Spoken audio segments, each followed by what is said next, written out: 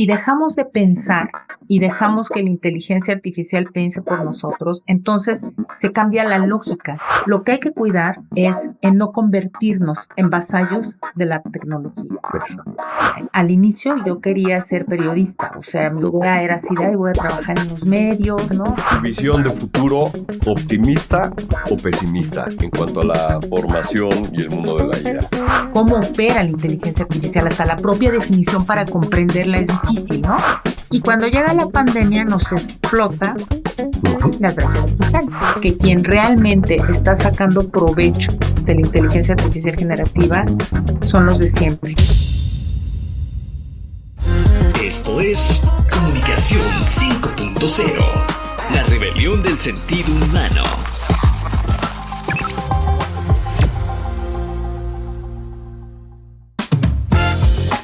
Hoy en Comunicación 5.0 nos acompaña Luz María Garay, académica de la UNAM y especialista en cultura digital, redes sociales y formación crítica en entornos tecnológicos, cuya mirada nos ayuda a entender cómo la inteligencia artificial está transformando nuestra forma de aprender y comunicarnos. Quédate en Comunicación 5.0 y sé parte de esta conversación sobre el futuro de la tecnología y el conocimiento.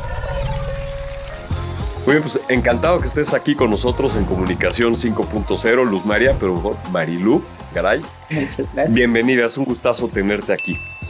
Y para empezar, platícanos, ¿por qué entraste en este mundo de la comunicación y las ciencias políticas? ¿Qué fue lo que te atrajo? Muy bien. Bueno, pues antes que nada, Yosu, muchas gracias por la invitación al programa. Espero aportar algunas cosas. Sin duda. He visto cosas de la serie y me parece que todos los colegas con los que han ido conversando han compartido cosas muy interesantes. Y bueno, pues yo entré a este mundo de la comunicación cuando a la edad en la que nadie sabe realmente qué quiere hacer, ¿no? A los 17 años que tienes que decidir qué carrera vas a trabajar. Pero yo tenía, al inicio yo quería ser periodista, o sea, mi idea era así de ahí voy a trabajar en los medios, ¿no? Me gusta esto de informar a la sociedad, asuntos relevantes, ¿no? La opinión pública y demás. Y bueno, cuando ingresé a la facultad ya directamente en la UNAM, a la licenciatura en Ciencias de la Comunicación, empecé a ver que el mundo de la comunicación era algo mucho más que ser periodista, ¿no? Y que había como un campo clave que era el de la investigación. Okay. Y en esos años, estamos hablando de hace más de 30 años, ¿no? En nuestro viejo plan de estudios no había como tal un campo terminal que se llamara investigación, sino había materias que tú podías ir eligiendo.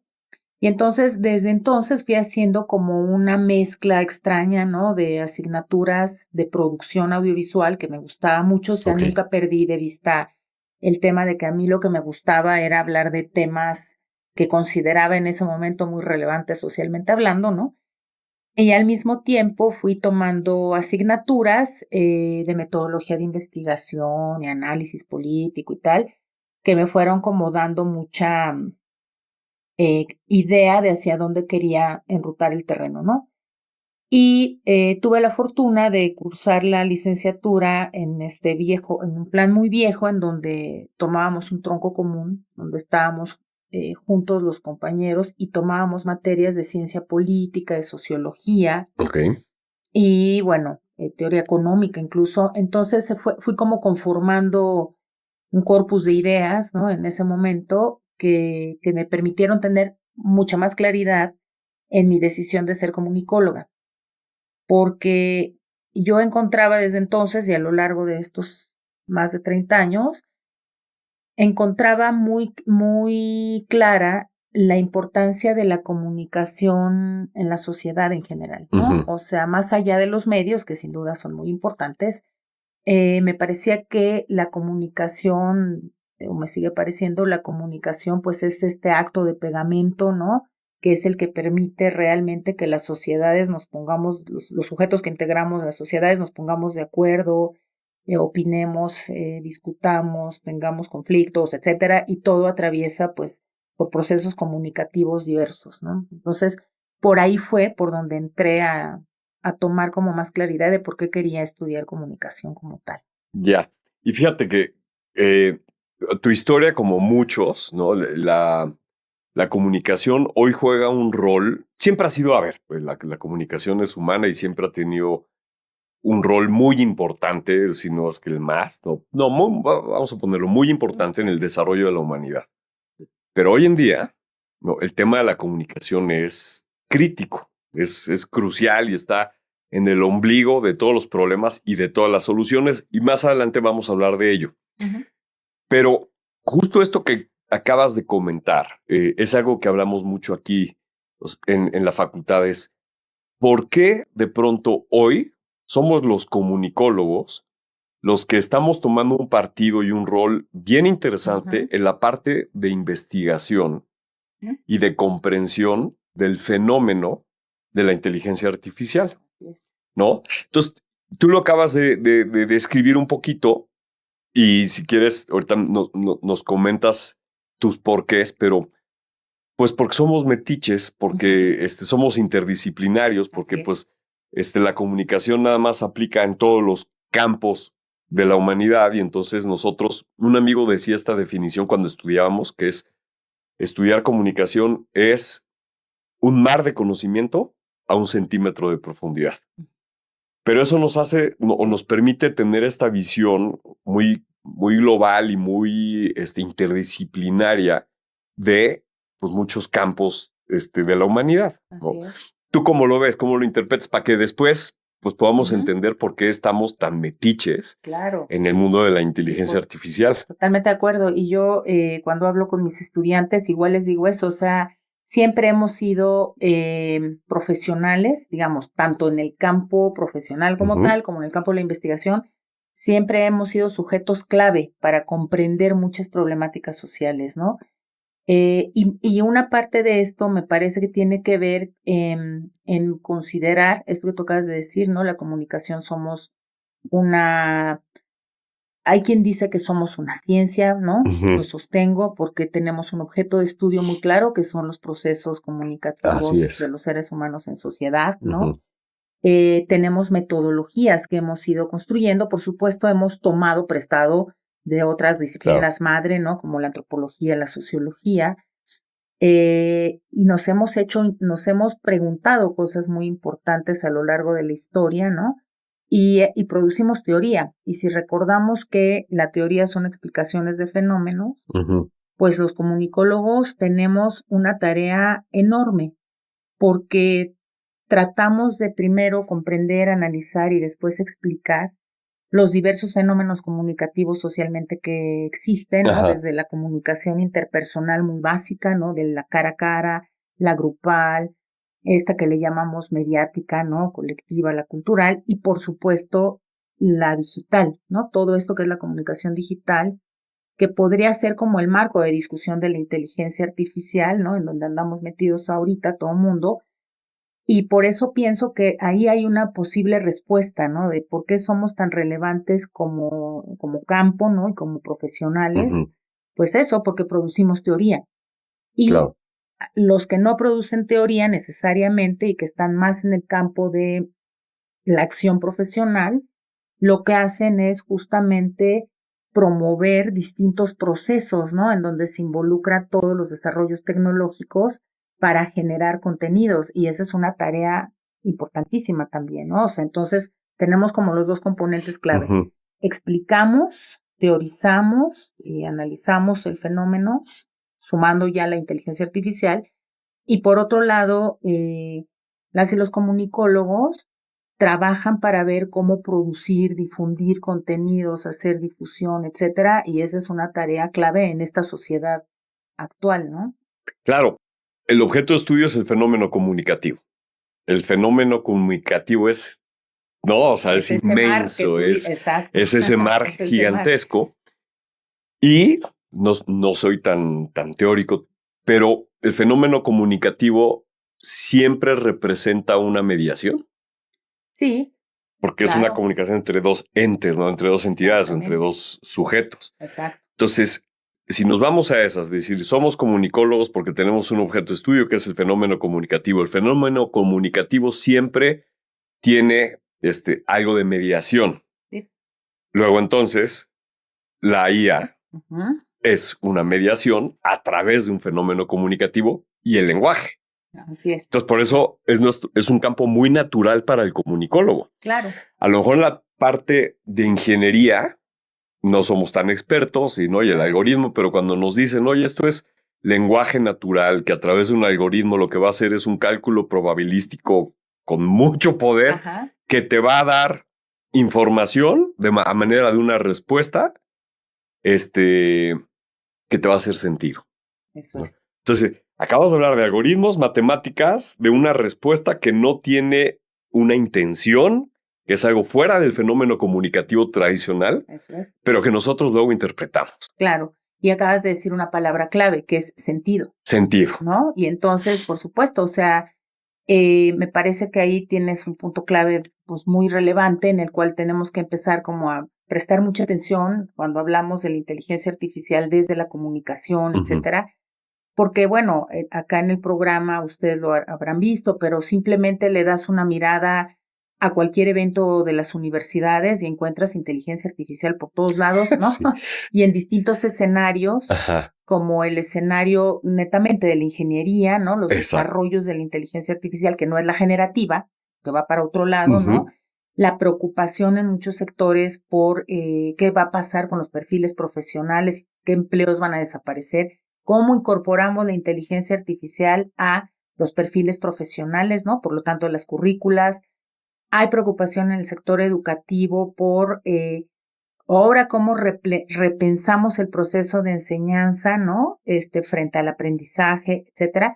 Y la comunicación, tenemos mucho que decir a todos, digamos, Sí. ¿no? O sea, la comunicación tenemos todo este back, ¿no? De explicaciones, de experiencias, de información que nos permite decir de qué estamos hablando aquí, ¿no? O sea, y la inteligencia artificial, bueno, acá ustedes ya han tenido muchos colegas que han ido definiendo qué es la inteligencia artificial, ¿no? Pero si la bajamos al terreno más de nosotros, ¿no? La inteligencia artificial generativa, no solo en texto, en audios, en imágenes, que es lo que nos está pegando fuerte, finalmente es una herramienta. O sea, es una herramienta que, como toda herramienta en un proceso comunicativo, lo que permite es una mediación, Sí.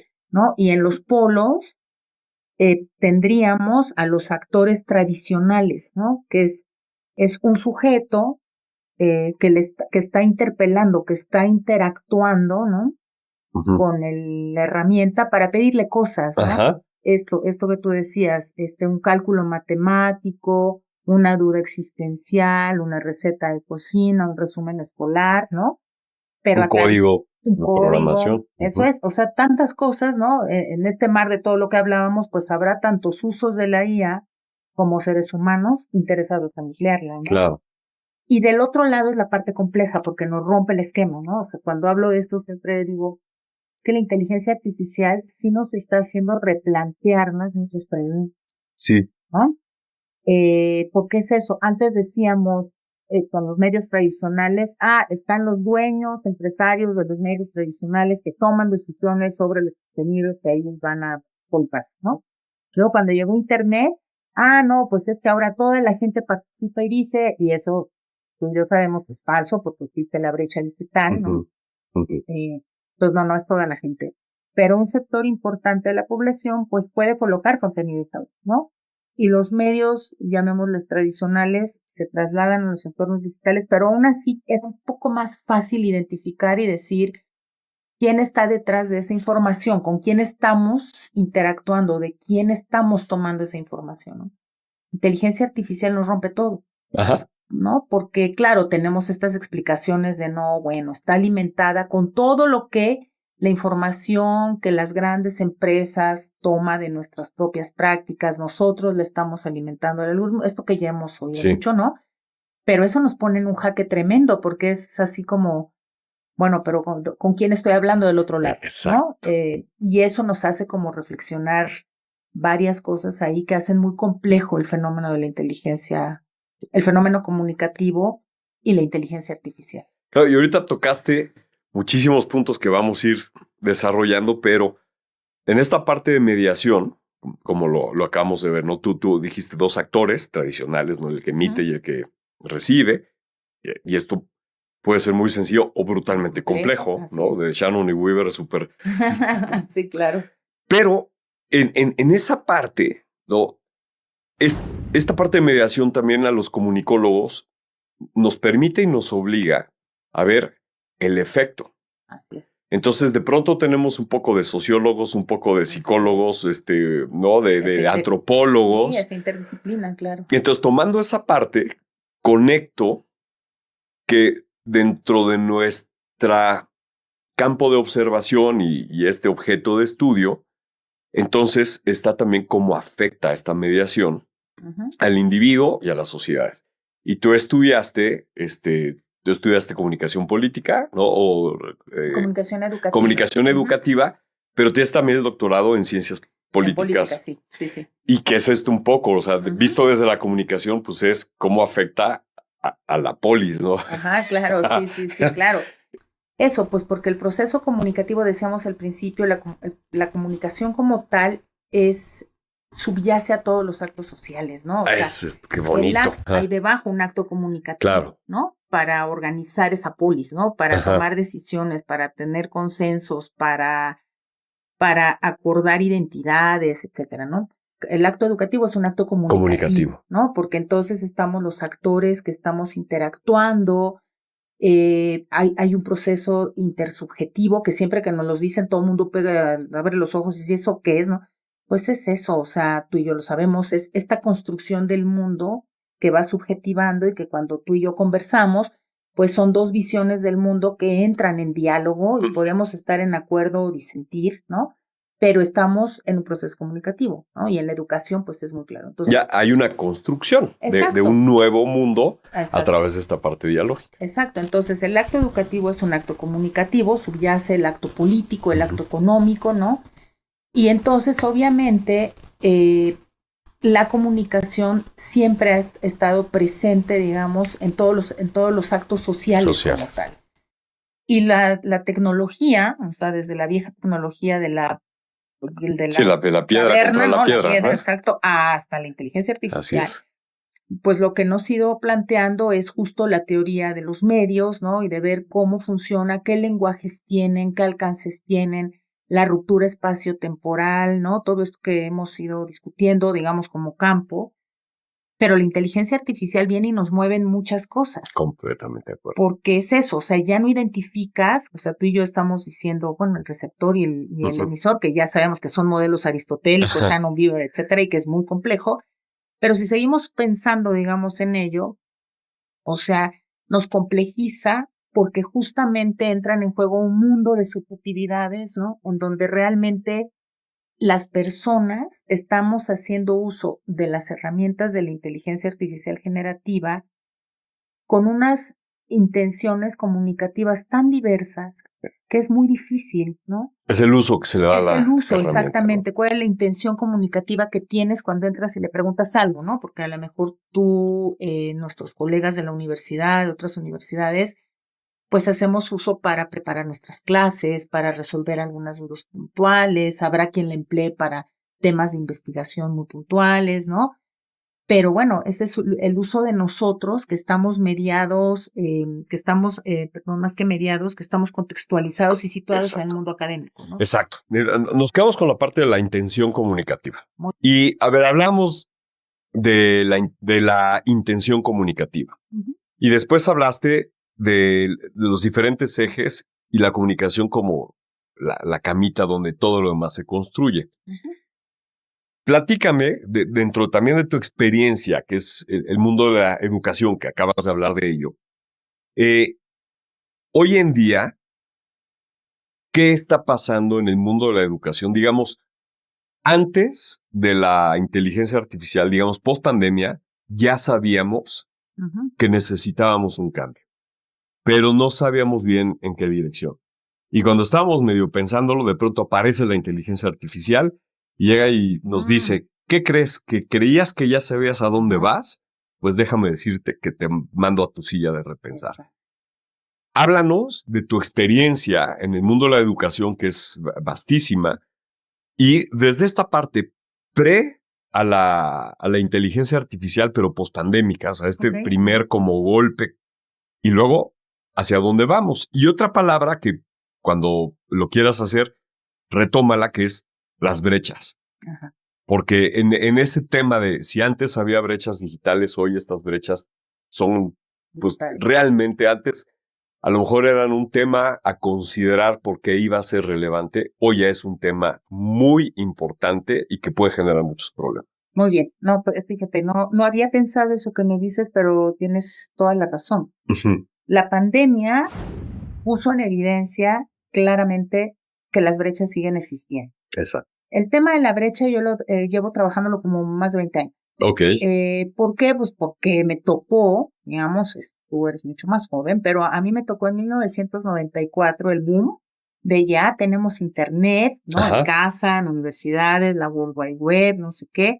Y desde entonces yo estaba cerca ya del sector educativo como Ok. comunicóloga, trabajando en producción de una primera, que fue en el 96, una primera maestría en universidades públicas, porque Ujú. la primera de las privadas la hizo el TEC con su sistema 6. Y nosotros en la Universidad Tecnológica Nacional tuvimos la primera maestría a distancia vía satélite. Órale. Y de eso fue mi tesis de maestría. Ok. Entonces estaba ya muy cerca yo como del asunto, ¿no? Entonces estaba el boom del internet y entonces Ajá. la maravilla era, ahora podemos mandar correos electrónicos, imagínate. Ya más fácil, más amigable, porque ya Es la una World Wide interfase Web, más exacto, más amigable. amigable. Teníamos torretas que ya son objeto de museo, seguramente, Ujú. para hacer videoconferencias con Canadá, nunca lo olvidaré. Fue Ok. el evento, ¿no? Y participamos la UNAM, la UPN y la Universidad de Canadá. Y entonces, yo desde ahí comenzaba a ver que había diferencias abismales, ¿no? Entre las unidades educativas de la UPN que están aquí en Ciudad de México, específicamente Ajusco, que Ajá. es la unidad más grande, ¿no? Además tenemos un edificio maravilloso, frente a las unidades de Oaxaca, Puebla, etcétera, porque mientras acá teníamos una infraestructura tecnológica más o menos ad hoc, allá, No había nada. o había una computadora para todos los profes, o la conectividad era muy compleja, ¿no? Y entonces me tocó ver. Ok. Y era el gran boom y las discusiones, recordará quien nos ve ahora y tal vez también tú te recuerdes esto, la primera gran discusión de la UNESCO, de una cumbre mundial en el 2005, que empezó a hablar de hacia las sociedades de la información y del conocimiento, y se empezó a hablar ya más formalmente de la brecha digital, Ok. ¿no? Pero la carrera tecnológica fue tan apabullante, o sea, no, luego olvídate ya del correo electrónico, luego ya eran las plataformas, ya eran las videoconferencias, ya que teleconferencia, ya era todo, vamos a internet y demás.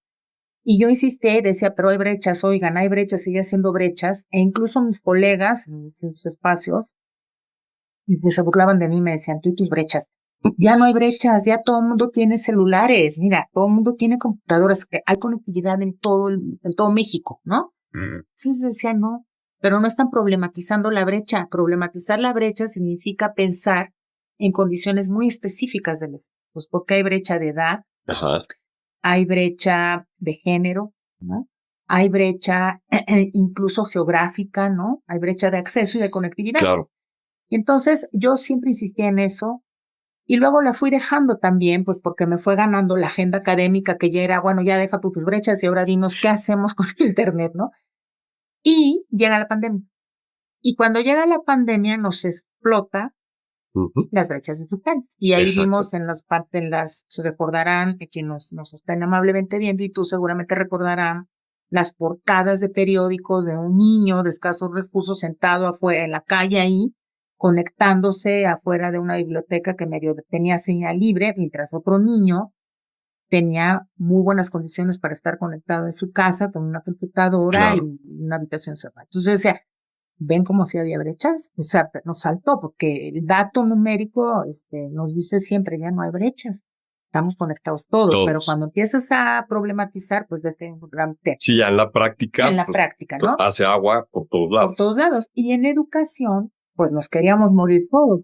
Y en eso medio estábamos, cuando tal cual dices, llegó el boom de la inteligencia artificial y ahora estamos en tal agobio que de verdad yo les invito a revisar y en general en las universidades hay una preocupación fuerte por ¿qué hacemos con la inteligencia artificial? Porque ya está ahí. O sea, están Sí. nuestros celulares, en la vida están, en algunas instituciones hay mucho interés por ir incorporando, en otras mucha resistencia, ¿no? Y lo que yo veo en este momento, solo en educación superior, porque en educación básica es otro todo, ¿no? Ajá. Pero lo que veo, primero es ya salimos del pasmo, ¿no? O sea, y ya salimos un poco del pasmo y un poco de decir, ¿no? Y de esta mirada reduccionista de ahora los muchachos nos van a pedir la tarea al chat que sea que use, no, pero nada, y al que sea, Ajá. y cómo nos vamos a dar cuenta, ¿no? Claro. Ya, creo que ya salimos de eso para empezar a pensar que el proceso educativo como tal, entendido como dos partes, proceso de enseñanza y proceso de aprendizaje, se tiene que replantear. Porque lo más obvio es el problema no es la inteligencia artificial, porque antes ya teníamos las páginas web y teníamos internet, o al caso había las mismas prácticas, digamos, Sí. ¿no? La cosa es, tenemos que pensar qué queremos enseñar, qué papel queremos jugar los docentes, ¿no? Para aprovechar las herramientas en las instituciones en que eso es posible. No olvidemos la brecha, ¿no? Sí. ¿Qué es lo que queremos evaluar? ¿Un producto final o un proceso? Ajá. ¿No? Todo eso, pues lo estamos pensando. O sea, ya que salimos del pasmo inicial, estamos pensando cómo estamos reconociendo la necesidad de hacer políticas de institucionales. Estamos reconociendo que tenemos que juntarnos a hablar en estrategias de cómo le incorporo en mi área disciplinaria, ¿no? ¿Cómo hago para que yo incorpore la inteligencia artificial en las currículas de las distintas licenciaturas que ofrece mi institución? Yo no soy de las que piense que hay que inventarnos carreras de inteligencia artificial. No. Porque es tan veloz la cosa que estás pensando una cosa y está pasando otra, ¿no? Sí. Entonces, más bien es regresar a la base teórica de las distintas disciplinas y los saberes, ¿no? Las aptitudes, todo eso que constituye nuestros perfiles de egreso. Y pensar en la inteligencia artificial como un actor que va a estar ahí y que tenemos que entrarle porque no va a desaparecer. O sea, no podemos cerrar los ojos y decir, ay, que desaparezca. No podemos hacer eso, ¿no? Entonces, creo que estamos enfrentando, o sea, yo lo veo de manera optimista, decir, estamos siendo testigos de un cambio muy importante, Muy. ¿no? ¿Y qué queremos hacer? Participar y ver qué podemos hacer, o rendirnos y decir, nos ganó la batalla, porque no es una batalla, es una herramienta, ¿no? Si lo pensamos así, yo creo que tenemos mucho por hacer desde el sector educativo, ¿no? Para proponer cosas de incorporación y de reconocimiento de las ventajas de la inteligencia y los retos también, claro. Claro. Sí, o sea, mientras te escuchaba, yo tengo una forma como muy visual de pensar. Y me imaginaba a todo el sector educativo así como metiéndose en un búnker porque ahí venía el huracán. Ajá. Y de pronto llega el huracán, que es la pandemia, y cuando estás así como entreviendo si ya puedes salir o no, y de pronto abres la puerta y todo tu panorama cambió. O sea, las casas que estaban volaron, los árboles ya no están, los coches están todos... Y dices, ¿qué pasó aquí? ¿No? Claro. ¿Qué hago con esto? O sea, o sea, en el momento que sale la inteligencia artificial, como dices, andamos atolondrados y de repente volteas y todo lo que reconocías y todo lo que te daba seguridad ya no está. Claro. ¿No? Entonces, ¿qué tipo de decisiones tomas? ¿Qué tipo de proyecciones haces? ¿No? Porque también hoy voy a meter un ingrediente más a toda la conversación. La falta de previsibilidad del futuro. O sea, nuestras generaciones y 1000 generaciones para atrás, tenías alguna certeza de tu posibilidad o tu potencial de futuro. Pero hoy, quien está en la educación superior, y no vayámonos más para atrás, no tiene ni la más remota idea de qué va a pasar con su futuro. Así es. ¿Por qué? Porque si el mensaje es, te va a sustituir la IA, va a quitar las posiciones de trabajo y ahora O va a haber nuevas posiciones de trabajo, ¿y cuáles van a ser? ¿No? O sea, vamos a cuidar viejitos, sí, ok, pero ¿cuáles van a ser las otras 2,000 nuevas posiciones de trabajo? Entonces, con todo este ambiente, pareciera, y esto es algo que leí y que dije, uy, me hace todo el sentido. A ver, ¿qué opinas tú? Que si veníamos de las universidades de hace 1,000 y pico de años, ¿no? Viene todo el Renacimiento, viene la era industrial, ¿no? Toda la transformación industrial que tecnifica a esta parte del conocimiento. Sí. Pero resulta que hoy llegamos a un punto en decir, oye, ¿qué crees? Ya la parte técnica ya no es tan importante. Es otra vez la parte interdisciplinaria, es otra vez la parte de las humanidades, de tus capacidades y tus resiliencias y tus estructuras de responder a los cambios del entorno. Entonces, ¡pum! Universidades, porfa, regrésense a cómo empezaron. A ser interdisciplinarias, a ver la parte de la biología, de la mano con la astronomía, de la mano con la teología, y todo eso entonces vamos a volver a formar seres humanos, no técnicos. Claro. Cuando yo lo leí dije, yo soy de esa. Yo como dicen, yo estoy en esa cancha, me sumo ahí. ¿Cómo ves tú? No, yo también me sumo. Por supuesto que me sumo y te voy a decir por soy qué. Team de eso, ¿no? Esa es la palabra que no me viene. Humanidad. Soy Team Humanidades. Ajá, y tiene todo el sentido esto que me estás comentando, ¿no? Porque si nos regresamos a la definición que decíamos al principio de nuestro objeto de estudio, son los procesos comunicativos de los seres humanos en sociedad, pues claro, hay un componente clave, ¿no? Del ser humano y del ser social que ninguna inteligencia artificial puede sustituir. Son varios, y yo sé que se está discutiendo, ¿no? Uno de ellos tiene que ver con la intuición, es una, la sensibilidad es otra, la capacidad de pensamiento, la capacidad de imaginación y proyección del futuro es otra, ¿no? Y yo sé, tengo colegas, ¿no? Aquí seguro tú has de tener muchos colegas que dicen, claro que no, ya lo va a hacer, porque ya están desarrollando ahora la aplicación de la no sé qué y el algoritmo de la no sé qué hora, y ya va a poder intuir. Así, no, pero el ser humano es un sujeto situado sensorialmente. La inteligencia artificial está metida ahí adentro de la generativa, sobre todo la que estamos hablando, ¿no? Entonces está ahí, si te la quieres imaginar visualmente como este ejercicio que tú haces, pues está ahí adentro de mi pantalla, de cualquier artefacto, ¿no?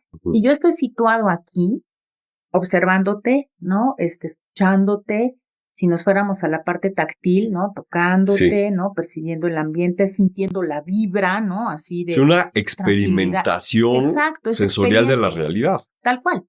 Y entonces dicen, la inteligencia artificial no va a llegar hasta allá. No hablemos de robots y otras cosas, no. Simplemente de la generativa, que es la que está en auge, ¿no? No va para allá. Y entonces, esto que me comentas, dices, claro, la universidad hubo un momento en donde nos fragmentamos tanto en disciplinas en función de la técnica y del objeto, pues que ya era una particularidad tan enloquecedora, ¿no? Que fuimos perdiendo como esta lógica de la sociedad es una cosa compleja e interconectada. Y puede ser una oportunidad muy interesante, o sea, decir, seguramente ya has leído el último libro de Daniel Innerarity, el de Hacia una teoría crítica de la inteligencia artificial. No lo he leído. Bueno, si no lo has leído, tendrás oportunidad en algún momento, y igual quien amablemente nos esté viendo, porque bueno, dice muchas cosas, pero hay una que me parecía muy interesante que decía, a ver, la inteligencia artificial es una herramienta, es compleja, o sea, no vamos tampoco a discutir eso, es muy compleja, ¿no? Por la lógica, cómo opera la inteligencia artificial, hasta la propia definición para comprenderla es difícil, ¿no? Pero hablando de la generativa, nos van quedando claras cosas, es un mundo de información que procesan, que sistematiza y por eso nos responde, digamos, ¿no? Y le podemos preguntar cosas y sigue afinando y demás. Es compleja, sí, pero al final es una herramienta tecnológica, es una herramienta digital. Y no es la primera vez que la humanidad se enfrenta a una herramienta, a la incorporación de una herramienta. Y nos da miedo, nos sorprende, nos hace pensar que va a cambiar totalmente el mundo y que van a desaparecer cosas. Y lo que él dice es, nos vamos a reacomodar, ¿no? Entonces tampoco entremos en tanto pánico. Y lo segundo que dice es, lo que hay que cuidar es en no convertirnos en vasallos de la tecnología. porque ahí estamos perdiendo nuestra humanidad, nuestro libre albedrío, ¿no? Nuestra intención comunicativa. O sea, si dejamos de pensar y dejamos que la inteligencia artificial piense por nosotros, entonces se cambia la lógica de la producción de la tecnología como una producción social y una producción cultural que, recordemos, tiene que ver con beneficiar a la sociedad. O sea, cualquier desarrollo tecnológico, idealmente, lo que busca es el bienestar de los seres humanos, ¿no? Exacto. Si no cuidamos en no convertirnos en vasallos de la inteligencia artificial y dejamos de pensar y dejamos que ella piense por nosotros, se pierde ese sentido, ¿no? Y ahí está lo humano, ahí está en donde nosotros somos los que debemos emplearla. En el sentido. En ese sentido, y no dejar de pensar, ¿no? Y ahí yo sumo una cosa que es con la que yo he trabajado siempre desde las viejas tecnologías, ¿no? Si queremos llamarlas así, ¿no? Las redes sociodigitales y todo esto, que es el pensamiento crítico. Ya, qué bueno. Y entonces siempre me dicen, ¿y qué es el pensamiento crítico? Bueno, pues es que depende desde dónde lo quieres discutir, ¿no? Pero una de las primeros componentes de la habilidad del pensamiento crítico tiene que ver con la capacidad de análisis de información, ¿no? Análisis crítico. Pero la crítica, ¿cómo la haces? Bueno, pues a partir de todos los referentes y todas las mediaciones justamente que tienes, ¿no? Y entonces puedes ser capaz, por ejemplo, un tema que nos preocupa en general y en el ámbito comunicativo, educativo hay mucha preocupación, es ¿qué onda con los sesgos? A ver, voy a tomar piezas del Lego para juntarlas, porque dijiste ahorita cosas increíbles. Uno, como mensaje, no nos subordinemos a la IA. ¿Y cómo lo vamos a hacer? A través del pensamiento crítico. Entonces estabas explicando qué es, no para ti, esta aplicación del sentido crítico. Eso es. Y la primera de ellas tiene que ver mucho con la capacidad de selección de la información. Sí, ok. Pero ahí pensemos, la inteligencia artificial no me da mucho chance de elegir porque me da una respuesta ya, exacto, ¿no? Es amable porque te dice, ¿quieres fuentes? ¿No? Y ya tú puedes ir buscando las fuentes y demás. Pero de entrada, pues no te permite a ti buscar la información porque ya te la da procesada. Sí. Y ahí viene un primer tema, es una de las cosas que siempre se dicen cuando se trabaja con información en el terreno digital es tienes que profundizar en las fuentes, ¿no? Tienes que contrastar la información. Oigan, hasta ahí vamos muy bien, porque es búsqueda, es selección de la información, dos cosas que la inteligencia artificial generativa ya hace por nosotros. Sí. Porque ella la busca y ella la selecciona y ella te da la respuesta. Contrasta, ¿no? Exacto. Y entonces, ¿qué nos queda a nosotros? Analizar la información y analizarla críticamente. ¿Qué significa? Significa identificar, y ahí vamos los comunicólogos súper potentes, ¿no? ¿Por qué? Porque los comunicólogos tenemos mucha más formación en qué tipo de lenguaje está empleando, ¿no? Hacia dónde está orientando la información que está ofreciéndome, ¿no? ¿Qué pasa si yo en ese discurso que me da hago algún cambio, ¿no? Si le pregunto de otra manera, me dirá lo mismo. Ajá. Pero ese tipo de habilidades son muy difíciles porque no se dan por generación espontánea. Claro. Se tienen que formar. Exacto. Y ahí yo lo hablo mucho con los estudiantes de comunicación, ese va a ser el plus de nosotros en este mundo en donde la inteligencia artificial ahí está. Tenemos que ofrecer, y tú lo decías antes de que comenzara la charla formal, ¿no? De qué podemos hacer desde las facultades de comunicación, las carreras de comunicación, las universidades, las ciencias sociales, es realmente producir contenidos, estrategias, productos, valga la redundancia, ¿no? Explicaciones que ayuden a la sociedad al bienestar. Y entonces los comunicólogos, las comunicólogas, somos especialistas en lenguaje, somos especialistas en identificar sesgos ideológicos en la información, ¿no? Tenemos herramientas como el análisis de contenido, el análisis del discurso visual, tenemos muchas cosas que forman parte de nuestro ser comunicólogos, ¿no? Bueno, ahora pensemos cómo podemos construir estrategia de alfabetización digital crítica en donde demos algunas pistas a los usuarios de todos estos entornos digitales de cómo hacer ese análisis de la información, porque depende de la intención comunicativa. Hasta ¿qué busca un joven? No sé, a lo mejor un joven quiere saber cómo está la situación en Venezuela. Va y le pregunta a alguno de sus múltiples textos. Bueno, pero entonces eso, identificar las fuentes que la propia inteligencia artificial le da, buscar en otros espacios, es decir, no quedarse con lo que le da la inteligencia artificial, sino analizar lo que le da y pensar y hacerse preguntas y buscar en otras fuentes e ir contrastando, pero todo toma tiempo. Sí. Y en esta sociedad de la eficacia, de la velocidad, ¿no?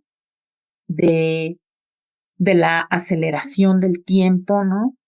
En realidad lo que menos tenemos es tiempo. El bien más escaso, dice Jaime Rosa, socialmente en la actualidad, es el tiempo. El tiempo. Y entonces por eso la inteligencia artificial me parece que tiene el éxito que tiene. No solo porque es una herramienta útil, que eso no lo vamos a poner en duda, digamos, ¿no? El problema es que se están agudizando las brechas digitales porque también hay estudios que ya nos están indicando que quien realmente está sacando provecho de la inteligencia artificial generativa son los de siempre. Las clases sociales de mayor poder adquisitivo, con mayor nivel educativo y con bases culturales más fuertes, porque son estratégicos en el uso. Exacto. No piensan, no dejan que la inteligencia piense por ellos. Ellos la utilizan como herramienta para sus decisiones. A ver, y déjame abrir ahí un paréntesis. Hoy hay muchos estudios, no me acuerdo cuál fue el más reciente, pero que dicen que la mayoría de las personas que utilizan la IA, la de los LLMs, Ajá. es para hacer consultas personales, psicológicas, médicas, ¿no? Uh-huh. La mayoría. Y aquí, por eso lo meto, no estamos hablando de gente que lo esté aplicando para eficientar su tiempo, para resolver problemas. O sea, la gran minoría es la que la utiliza. Entonces, este también es un síntoma de estas brechas. Así es. La forma en que se utiliza. O sea, la brecha no solamente es el acceso a, sino en la forma en que se utiliza. Así es. Y ahí hay un gap que se está abriendo también inmenso. Así es. ¿No? A proporciones de crecimiento exponencial, en donde los que la están utilizando de una manera para eficientar tiempo y más bien, eficientas el tiempo y tu resolución de problemas es más eficiente. Así es. Y la gente sigue preguntando que si va a tener novio o no. Sí, terrible, por el ¿no? otro lado. O que por qué se siente tan mal cuando su perrito se hace pipí en su almohada. Ajá, no, exacto. Entonces, es terrible porque entonces dices, ahí está la herramienta, ¿no? No es neutra. Nosotros lo sabemos, no es neutra, ¿no? Hay detrás toda una discusión desde la economía política, el capitalismo cognitivo, que es otra discusión. Lo tenemos claro, no es neutra. Pero los seres humanos somos los que le colocamos intención de uso, ¿no? Que es de la que hablábamos. Y entonces, pues no estamos juzgando la práctica, porque bueno, cada quien que la use para lo que considere prudente. Sí, de acuerdo. Pero lo que sí podemos reconocer es que se benefician del uso de la inteligencia artificial generativa y las 20,000 versiones de ella, quienes tienen más claras las intenciones de uso estratégicas con fines muy puntuales, académicos, profesionales, ¿no? Empresariales incluso, porque sí, te hace procesos mucho más eficientes. Sí. Pero ¿a quién está beneficiando otra vez? A los grupos de élite que históricamente se ha discutido que tenemos que cambiar esa lógica, porque entonces el otro sector de la población se queda en un uso como muy en el entretenimiento, eso, recreativo, muy básico, ¿no? En donde realmente no están aprovechando las ventajas de la herramienta, que son muchas. ¿Por qué? Porque no tienen el back, no tienen las herramientas, no tienen la habilidad cognitiva, no hablan inglés.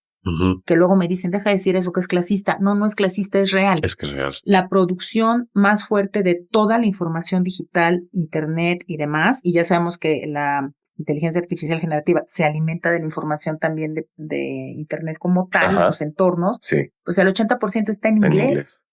Entonces tenemos una limitante muy fuerte aquí que también tenemos que reconocer y trabajar al respecto, ¿no?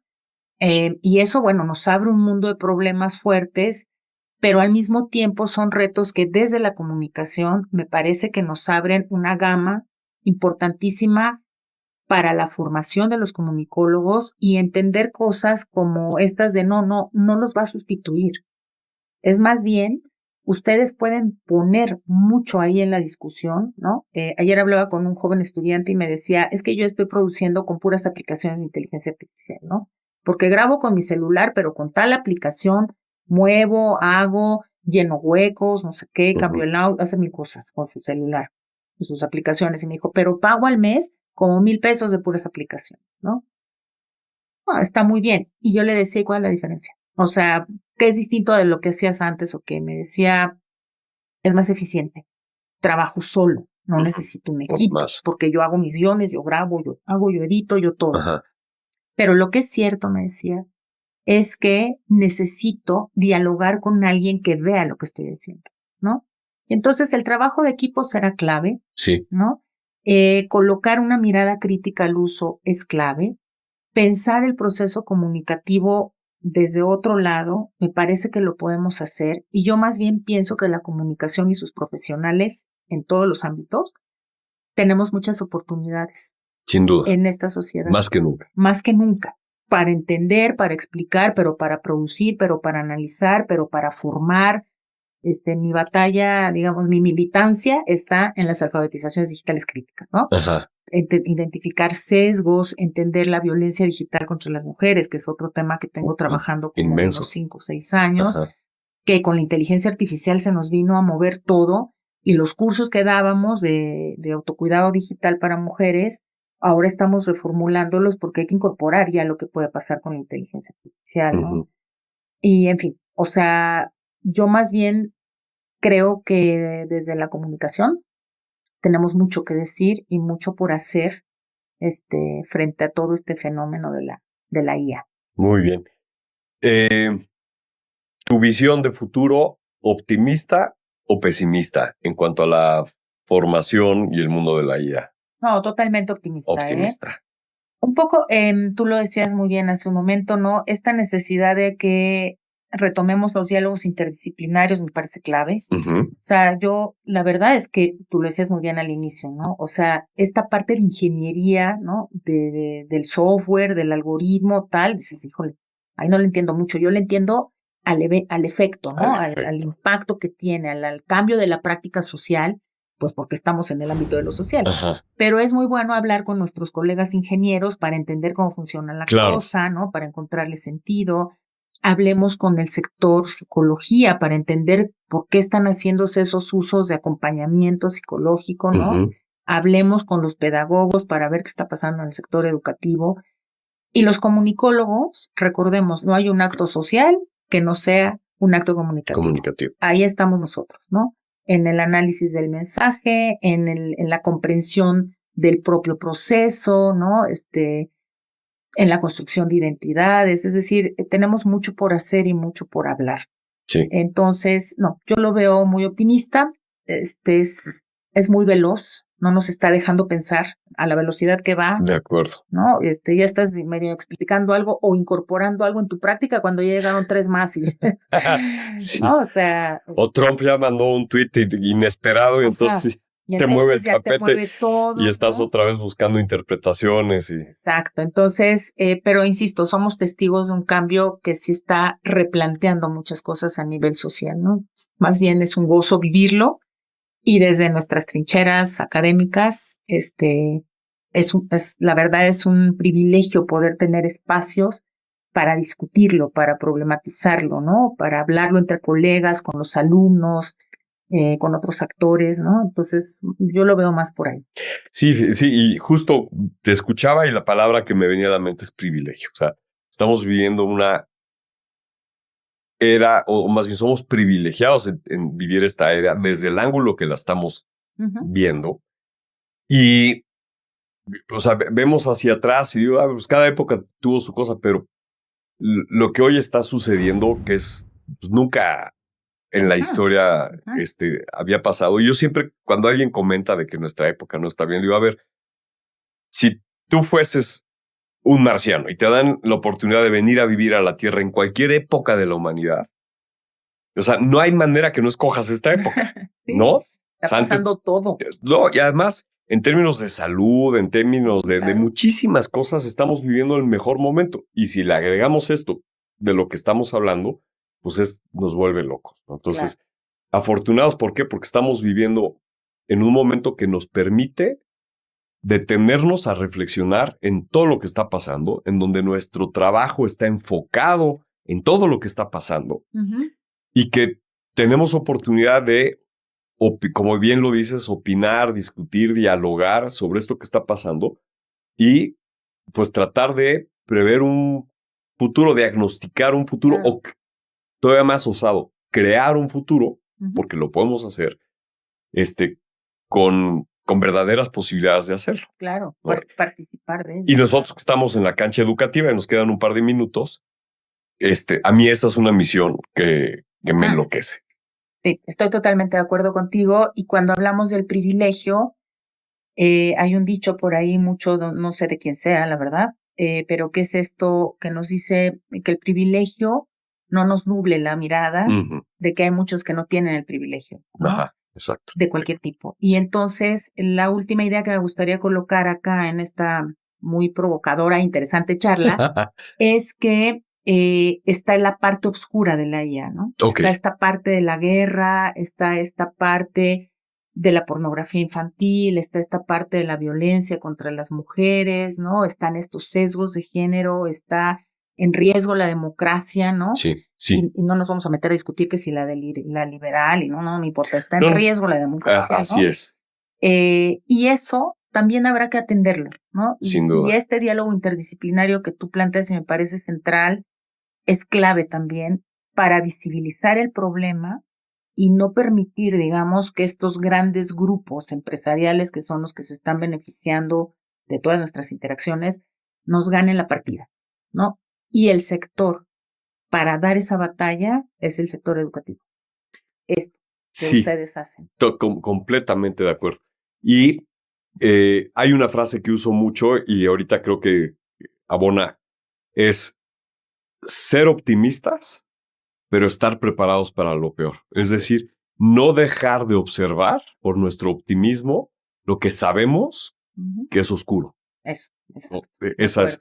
Oye, y para terminar, Marilú, siempre en la primera temporada, digamos que duró, ya no me acuerdo, duró como 1 año y pico, preguntaba sobre la mejor taquería de México. Pero ahora ya estamos un poco más serios. Digo, si quieres nos contestas. Pero también, contéstanos de la taquería, la que más te gusta, no la mejor, la que más te gusta a ti. Y segundo, si la clásica, te mandan a una isla, solamente te puedes llevar un libro. ¿Qué libro es? El Hobbit. El Hobbit. El Hobbit. Wow, okay. Sin discusión. Sin discusión, además. Soy amante de Tolkien, encuentro un mundo maravilloso ahí. Sí, sin discusión. Buenísimo. El Hobbit.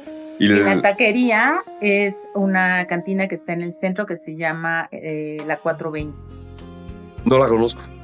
420. Está, si no me equivoco, es Isabel Católica. Ajá. Pero la 420 tiene una historia muy interesante porque ahí se reunía un cierto sector de la intelectualidad y la izquierda mexicana. Ajá. Y es el lugar a donde después de las marchas la gente llega y los tacos son buenísimos.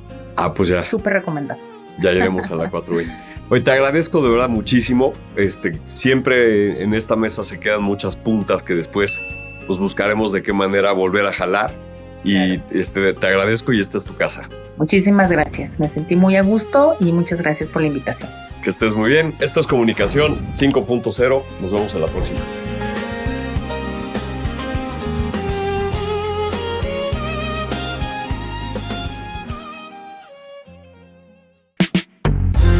Gracias por estar aquí.